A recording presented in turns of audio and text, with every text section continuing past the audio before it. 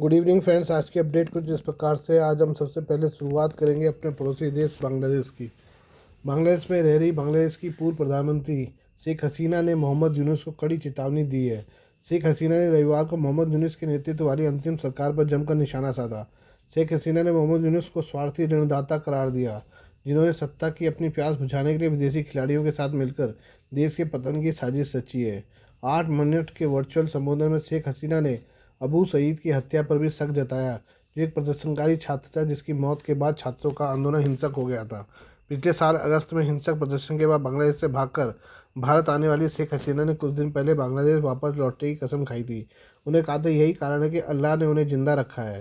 रविवार को एक बार फिर से अपने समर्थकों को संबोधित करते हुए उन्होंने मोहम्मद यूनुस पर बांग्लादेश के इतिहास को मिटाने का आरोप लगाया। शेख हसीना का आरोप था कि मोहम्मद यूनुस स्वतंत्रता संग्राम में आवामी लीग के योगदान से जुड़े इतिहास को खासतौर पर मिटाने की कोशिश कर रहे हैं। शेख हसीना ने मोहम्मद यूनुस को चेतावनी देते हुए कहा कि बांग्लादेश के स्वतंत्रता आंदोलन के सभी निशान मिटाए जा रहे हैं। मुक्ति योद्धाओं, स्वतंत्रता सेनानियों का अपमान किया जा रहा है। हमने उनकी यादों को जीवित रखने के लिए सभी जिलों में मुक्ति योद्धा परिसर बनाए थे, लेकिन उन्हें जला दिया जा रहा है। क्या डॉक्टर यूनुस को इससे सही ठहरा पाएंगे? उन्होंने मुख्य सलाहकार को चेतावनी देते हुए कहा कि अगर आप आग से खेलेंगे तो ये आपको भी जला देगी। शेख हसीना समर्थकों को संबोधित करते हुए काफ़ी आक्रामक दिख रही थी और मोहम्मद यूनुस को सख्त चेतावनी दे रही थी। देश से भागने के करीब 7 महीने के बाद शेख हसीना ने एक बार फिर से अपनी सरकार के पतन के पीछे विदेशी ताकतों को जिम्मेदार ठहराया और कहा कि वो ताकतें बांग्लादेश को नष्ट करना चाहती हैं। आपको बता दें कि मोहम्मद यूनुस ने सालों पहले बांग्लादेश में ग्रामीण बैंक की तर्ज पर बैंक खोला था, जिसकी इजाज़त शेख हसीना ही उन्हें दी थी, लेकिन आरोप है कि मोहम्मद यूनुस ने उसमें भारी घोटाला किया था। मोहम्मद यूनुस को बांग्लादेश में सूदखोर साहूकार भी कहा जाता है। अपने ग्रामीण बैंक के जरिए मोहम्मद यूनुस ने काफ़ी उच्च दर पर लोन बांटे, जिसे चुकाने में ज़्यादातर लोग नाकाम हो गए। हालांकि इसे इस आधार बनाकर अमेरिका के कहने पर उन्हें नोबेल पुरस्कार दिया गया। शेख हसीना का आक्रामक बयान उस वक्त आया है जब मोहम्मद यूनुस के खिलाफ भी गुस्सा बढ़ने लगा है। आरोप लग रहे हैं कि मोहम्मद यूनुस का इरादा इलेक्शन करवाने का नहीं, बल्कि लंबे समय तक अपने हाथों में सत्ता रखने का है। मोहम्मद यूनुस बांग्लादेश की पहचान को ख़त्म कर रहे हैं और इस्लामिक ताकतें देश में हावी हो चुकी हैं। ये दूसरी खबर भी बांग्लादेश की है। बांग्लादेश ने अपने नागरिकों के इसराइल की यात्रा करने पर रोक लगा दी है। सरकार ने पासपोर्ट और लिखवाया है कि यह पासपोर्ट इसराइल को छोड़कर दुनिया के सभी देशों के लिए वैध है। अंतिम सरकार के फैसले ने इसराइल में काम करने जाने वालों की मुसीबत बढ़ा दी है। इसराइल ने संघर्ष विराम खत्म करने के बाद गाज़ा पट्टी में हमले फिर से शुरू कर दिए हैं। इसकी दुनिया भर में निंदा हो रही है। इसी कड़ी में बांग्लादेश की अंतिम सरकार बड़ा फैसला लिया है। बांग्लादेश के गृह मंत्रालय ने पासपोर्ट और आव्रजन विभाग को निर्देश दिए हैं कि विदेश जाने वाले नागरिकों के लिए आधिकारिक यात्रा परमिट में यह वाक्य जोड़ने को कहा है कि यह पासपोर्ट इसराइल को छोड़कर दुनिया के सभी देशों के लिए वैध है। गृह मंत्रालय के सुरक्षा सेवा प्रभाग की उप सचिव नीलिमा अफरोज ने बताया कि हमने पत्र जारी कर दिया है। बांग्लादेश से जारी होने वाले पासपोर्ट में इसराइल को लेकर यह लाइन पहले भी लिखी जाती थी। इसे 2021 में तत्कालीन प्रधानमंत्री शेख हसीना के नेतृत्व वाली आवामी लीग सरकार के दौरान हटा दिया गया था। अधिकारियों ने कहा था कि बांग्लादेश ने इसराइल के प्रति अपना रुख नहीं बदला है, लेकिन पासपोर्ट के अंतर्राष्ट्रीय मानकों को बनाए रखने के लिए वाक्यांश को हटा दिया गया था। तब विदेश मंत्री A.K. अब्दुल मोमेन ने कहा था कि बांग्लादेश से कोई भी व्यक्ति इसराइल की यात्रा नहीं कर सकता है और यदि कोई ऐसा करता है तो उस व्यक्ति के खिलाफ कानूनी कार्रवाई की जाएगी। इसराइल में बड़ी संख्या में बांग्लादेश के लोग काम करने जाते हैं। अब अंतिम सरकार के फैसले के बाद उनकी चिंता बढ़ गई है। ऐसे लोगों को इसराइल जाने के लिए तीसरे देश से वीज़ा लेना होगा। बांग्लादेश में इसराइल के खिलाफ विरोध प्रदर्शन हो रहे हैं। रविवार को हज़ारों प्रदर्शनकारी ने इसराइल की निंदा करने के ढाका में रैली निकाली। कई लोगों ने अमेरिकी राष्ट्रपति डोनाल्ड ट्रंप और इसराइल के प्रधानमंत्री बेंजामिन नेतन्याहू की तस्वीरों को पीटा और उन पर इसराइल का समर्थन करने का आरोप लगाया। आइए हम भगोड़े हीरा व्यापारी मेहुल चोकसी की बात करें। पंजाब नेशनल बैंक ऋण धोखाधड़ी मामले में वांछित भगोड़े हीरा व्यापारी मेहुल चोकसी को बेल्जियम में गिरफ्तार कर लिया गया है। समाचार एजेंसी ANI ने प्रवर्तन निदेशालय के सूत्रों के हवाले से बताया कि 65 साल के मेहुल चोकसी को शनिवार को गिरफ्तार किया गया है। वो अभी भी जेल में हैं। भारत की प्रत्यार्पण की अपील के बाद बेल्जियम में यह कार्रवाई की गई है। ED और केंद्रीय जांच ब्यूरो CBI ने बेल्जियम में संबंधित विभाग और अधिकारियों से मेहुल पर कार्रवाई करने का अनुरोध किया था। रिपोर्ट के मुताबिक पुलिस ने चौकसी को गिरफ्तार करते समय मुंबई की अदालत की ओर से उसके खिलाफ जारी किए गए 2 गिरफ्तारी वारंट का हवाला दिया। वारंट 23 मई 2018 और 15 जून 2021 की तारीख के थे। हालांकि मेहुल चोकसी के खिलाफ स्वास्थ्य और अन्य कारणों की वजह से आशंका जताई जा रही है कि पुलिस उसे ज़्यादा देर तक जेल में नहीं रख पाएगी और उसे जमानत मिल सकती है। मेहुल चोकसी पंजाब नेशनल बैंक में करीब 13,000 करोड़ रुपए के ऋण धोखाधड़ी में कथित संलिप्तता के लिए वांछित है। वो अपनी पत्नी प्रीति चोकसी के साथ एंटवर्प बेल्जियम में रह रहा है। उसके पास एंटीगुआ और बरूडा की नागरिकता है। वह इलाज के लिए द्वीप राज से बाहर गया था। उनके भतीजे नीरव मोदी ने भी इसी मामले में सह आरोपी हैं। उसे भी लंदन से प्रत्यर्पित किए जाने की प्रक्रिया चल रही है। देश के दूसरे सबसे बड़े बैंक पीएनबी में घोटाला सामने आने से कुछ हफ्ते पहले वह जनवरी 2018 में भारत से भाग गया था।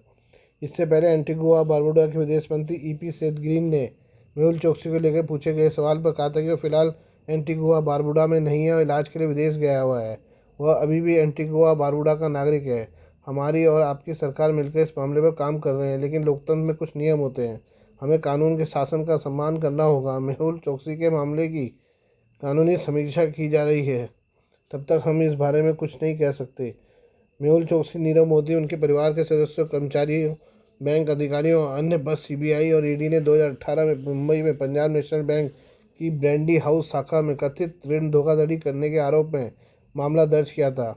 आरोप था कि चोकसी, उसकी कंपनी गीतांजलि जेम्स और अन्य ने कुछ बैंक अधिकारियों के साथ मिलीभगत करके धोखाधड़ी की और एलओयू अंडरटेकिंग लेटर जारी करवाए। इस दौरान निर्धारित प्रक्रिया का पालन किए बिना एफएलसी विदेशी ऋण पत्र को बढ़ाया और बैंक को गलत तरीके से नुकसान पहुंचाया। सीबीआई ने इस मामले में उनके खिलाफ कम से कम 2 आरोप पत्र दाखिल किए हैं, जबकि ईडी ने 3 अभियोजन शिकायतें दर्ज की हैं। नीरव मोदी को भगोड़ा आर्थिक अपराधी घोषित किया गया है। वह लंदन की जेल में बंद है। मामले में ईडी और सीबीआई की ओर से किए गए कानूनी अनुरोध के आधार पर उसे 2019 में अधिकारियों ने हिरासत में ले लिया था। वो भारत में प्रत्यर्पण का विरोध कर रहा है। जांच एजेंसियों के मुताबिक मुंबई में पीएनबी की ब्रैंडी हाउस शाखा के अधिकारियों ने मार्च-अप्रैल 2017 के दौरान 165 एलओयू और 58 एफएलसी जारी किए, जिसके खिलाफ 311 बिलों को भुनाया गया। ये एलओयू और एफएलसी कथित तौर पर मेहुल चोकसी की फर्मों को बिना किसी स्वीकृत सीमा या नकद मार्जिन के जारी किए गए थे। इतना ही नहीं, डिफ़ॉल्ट के मामले में भी किसी भी जांच से बचने के एलओयू एफएलसी पीएनबी की केंद्रीय बैंकिंग प्रणाली में प्रविष्टियां किए बिना जारी किए गए थे। एलओयू एक बैंक द्वारा अपने ग्राहक की ओर से किसी विदेशी बैंक को दी गई गारंटी है। यदि ग्राहक विदेशी बैंक को ऋण नहीं चुकाता है तो दायित्व गारंटर बैंक पर पड़ता है। पीएनबी द्वारा इन एलओयू के आधार पर SBI Mauritius, Allahabad bank Hong Kong, Axis bank Hong Kong, bank of India Antwerp, Canara bank बनामा और state bank of India Frankfurt की ओर से धन ऋण के तौर पर दिया गया था। पीएनबी बैंक धोखाधड़ी मामले में सीबीआई के पूरक आरोप पत्र में आरोप लगाया गया है कि आरोपी कंपनियों ने धोखाधड़ी वाले एलओयू और एफएलसी के विरुद्ध प्राप्त राशि का भुगतान नहीं किया। इसलिए पीएनबी ने बकाया ब्याज सहित 6,344.57 करोड़ रुपए $, 965.18 मिलियन का भुगतान विदेशी बैंकों को किया। ईडी ने चोकसी के खिलाफ मामले में 2,565.90 करोड़ रुपए की संपत्ति कुर्क या जब्त की है। बेल्जियम में गिरफ्तार के बाद भगोड़े मेहुल चोकसी के वकील विजय अग्रवाल ने कहा कि मेरे मुवक्किल मेहुल चोकसी को बेल्जियम में गिरफ्तार किया गया। फिलहाल वह हिरासत में है। हम इसके खिलाफ अपील दायर करने की प्रक्रिया शुरू करेंगे और फिर अपील की प्रक्रिया के रूप में हम अनुरोध करेंगे कि उसे जेल से बाहर निकाला जाए। याचिका का मुख्य आधार उसका खराब स्वास्थ्य है और वो कैंसर का इलाज करा रहा है। आइए हम बात करें अमेरिका के F-16 की। बीबीसी की रिपोर्ट के मुताबिक यूक्रेन को बहुत बड़ा झटका लगा है। यूक्रेनी एयरफोर्स ने पुष्टि कर दी है कि रूस ने अमेरिकी F-16 फाइटर जेट को मार गिराया है। F-16 का युद्ध के मैदान में धराशायी होने की इस घटना ने न सिर्फ यूक्रेनी वायुसेना की रणनीति को झटका दिया है, बल्कि अमेरिका की सैन्य डिप्लोमेसी और रूस की एयर डिफेंस क्षमता को लेकर नए बहस छेड़ दिए हैं। बीबीसी और बल्गारिया मिलिट्री की रिपोर्ट में कहा गया है कि F-16 लड़ाकू विमान को शायद अमेरिकी एयर डिफेंस सिस्टम S-400 मार गिराया है। हालांकि कई रिपोर्ट्स में यह भी दावा किया कि हो सकता है R-37 air to air missile ने भी F-16 को निशाना बनाया हो। हालांकि इसकी आधिकारिक पुष्टि नहीं हुई है, लेकिन इस एक हमले ने दोनों देशों के समर्थकों और विरोधियों में खलबली मचा दी है। आपको बता दें कि F-16 लड़ाकू विमान नाटो और अमेरिका का सबसे टेस्टेड मल्टी रोल विमान है। यूक्रेन को इसकी आपूर्ति रूस के खिलाफ एक रणनीतिक बढ़त हासिल करने के लिए थी।